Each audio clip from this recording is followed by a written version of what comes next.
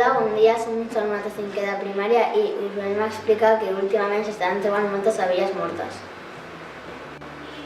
Després, les llavors germinen i es forma una nova planta. Una de les causes de la seva desaparició és per l'ús dels plaguicides que utilitzen els agricultors pels seus conreus. Aquest producte mata els insectes que es mengen els conreus dels agricultors, però també mata a les abelles.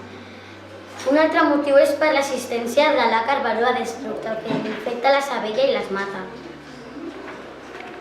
Les conseqüències de quedar-nos sense abelles són molt dolentes, ja que fan la reproducció de moltes espècies vegetals, que podria provocar la pèrdua de biodiversitat.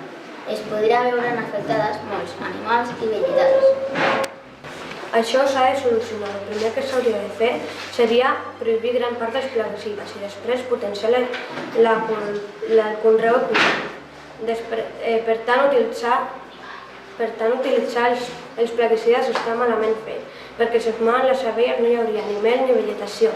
La vegetació per als éssers vius és molt important.